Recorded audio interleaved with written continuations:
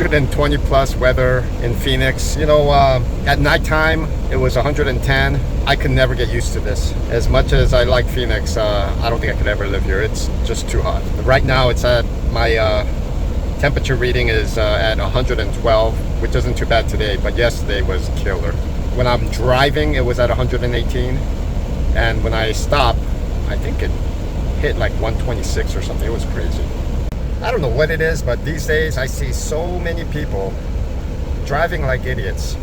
I just see cars just weaving in and out of traffic, speeding like crazy, and kind of out of control. Like, I get it if you're a good driver, but some of these drivers are not good drivers and they think they are.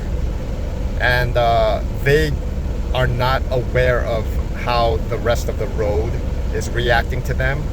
They're just weaving in and out thinking that they're gonna beat it, they're gonna get the high score. I don't know what they're gonna do, but they're just horrible. I've been coming across a lot of these drivers, and when I talk to the other drivers that I work with, they see a lot more of these drivers, and they're everywhere. Northern California, Southern California, Arizona. And one of my friends who's not even in trucking saw somebody driving like that and got into an accident right in front of them. It's sad. So on one side of the spectrum, you've got people that are doing nothing, and when either their significant other, one of their parents, or somebody that loves them dearly asks them to help them out, I don't know, like, can you help with the dishes, take out the trash, or can you give me a ride, or whatever it is, can you pick up so and so for me? And all you're doing is either chilling on the computer or playing video games or watching some Netflix or something. Something's going on that's not, yeah, you're having fun, but it's not urgent. And the minute that person asks you, just like, you just get angry. Like, you're just like, oh, like, why are you bothering me? Like, these are people you love, but you're very close to them. So you could be very comfortable with them, and you let your inner ugly sides come out, even from a little small inconvenience. Whereas if you were really into somebody, like a girl or somebody, and they asked you to do it, and you're just barely getting to know them and you're trying to impress them, you would do it in a heartbeat. Right? But if you know these people and you love them, but you have history with them, and for so many months and years you've had things that you did, that they did, and just history, things that piled up, and so you feel like it's warranted that you could get upset when they ask you something. When they ask you to do something for them, you get upset. I'm highlighting this as kind of like an extreme. I mean, a lot of us fall in this category with certain people in our life. Like, some people, they're like so tight with their mom or their dad. Other people can see them and they just look like jerks. You're normally a nice, pleasant person, and then all of a sudden, when you start arguing with your mom or your dad, all of a sudden you look like a jackass, right? You look like a jerk.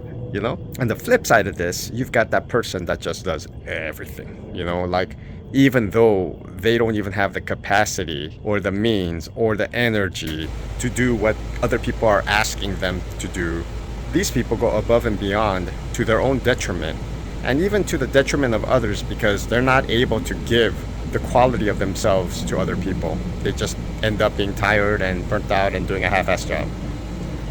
And so you've got one extreme where they're always trying to people please and they neglect themselves, and you got the other side where they have a huge capacity, but they're so tight with whatever help or generosity that they're just weenies.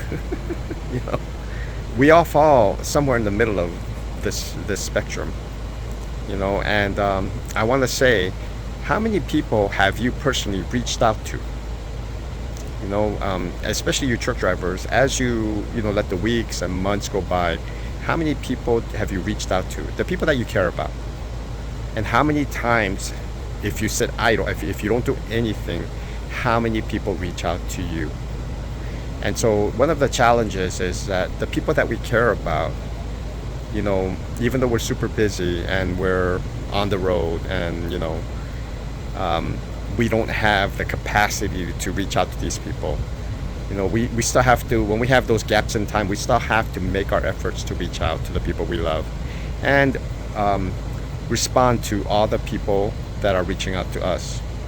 Now, the minute we go radio silent, if we don't hear anything from anybody, in some ways it's a message to us saying that, hey, we need to do a better job loving other people so that they think about us when we don't, when we're not in front of them and we're not interacting with them, you know.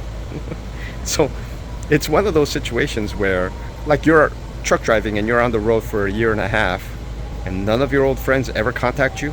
They don't ask what you're doing, what you're up to. One, they're either not very good friends or they're super busy themselves, or two, they like you but they don't really like you because they don't reach out to call you and see how you're doing, you know.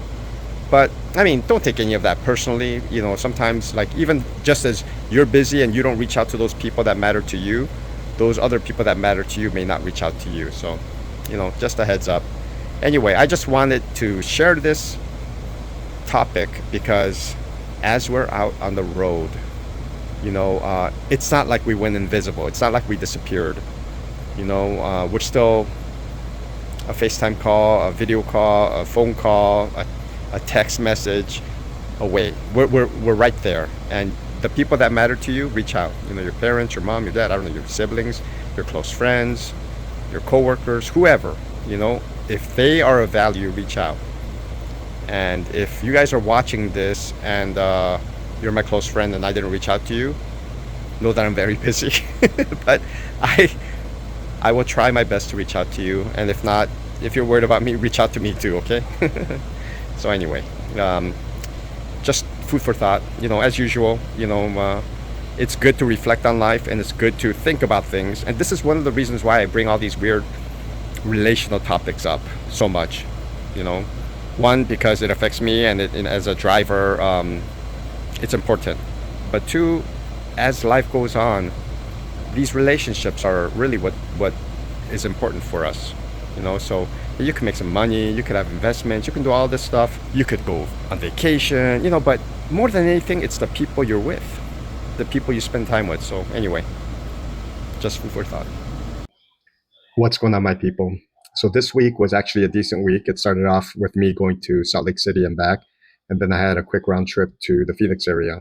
So not a whole lot of drama, some tire issues in the beginning and at the end. So I had two tire changes. But these things were caught before they became flat. So, you know, took care of them. Mud flap issues as well. And also had some long wait times in the Phoenix area, but they had me do a local run in the Phoenix area in addition to my normal regional run. So didn't complain. Helped them out. They needed it. So it was good. Now I want to talk about my viewership numbers on this channel. So if you guys haven't noticed, in the beginning, I would get a lot of viewers and then now it's tapering off. And the reason why it's doing that is because in the beginning, I was promoting my videos with these independent gig workers on Fiverr, and they would promote the videos. They told me that was completely organic, it was going to grow and whatnot. But you know, over like the past year and a half of me doing these videos, I realized that it's okay if I don't make a penny off of these videos. You know, this is what I do to help out other people and also keep my sanity and keep a log, actually a journal of everything that I'm doing. And even if these videos get, I don't know, 15, 20, 50 views in a week, it's all right. And then another thing too is if it helps out just one, two, maybe five people, it's all worth it for me. But like I said, there's multiple reasons why I continue to do these trucking videos. And I also talk a lot about just relationships and life and whatnot, is because, like I said before, it keeps a record of what I'm doing and also the things that I'm thinking about. And I get to share them with you, reflect myself on what's going on in my head and my life. So yeah,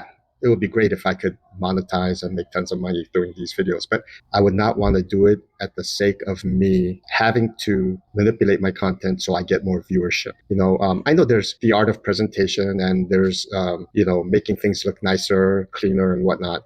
And that's important. You know, I should keep striving to improve on that, you know, try to get better with my editing and my presentation and all that. But the actual material that I present, I want it to be honest and true. I don't want it to be, you know, a bunch of clickbait stuff or a bunch of things that I do to try to make more money, you know, to try to get more viewership and whatnot. And that's hard because most people, they start feeling the success and start relying on that money. They're going to try to build that momentum or try to maintain that income coming in. And so my approach to this is more hopefully organic and more honest and true. And I'm not saying other people out there aren't being honest and true, but just to make it a little bit more presentable. Also, not really worry about whether viewership increases or drops off. Just me being me. And if something gets a lot of views, great. If it doesn't, it doesn't. Yeah, so I just wanted to share where I was at with this whole vlogging thing and everything that I'm doing with the trucking vlog, the reasons why the viewership fluctuated so much throughout the last year and a half. So, well, anyway, this week ended off with about 1,980 miles. Like I said, a round trip to Salt Lake and then a round trip to Phoenix and back. And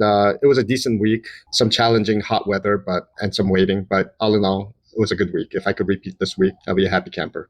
I think next week they're starting me off going to Merced and then probably hit NorCal, and then we'll see how it goes from there. So thank you for following me on this trucking journey. And if you're a trucker, be safe out there. God bless all of you. Peace. And until next time, cheers.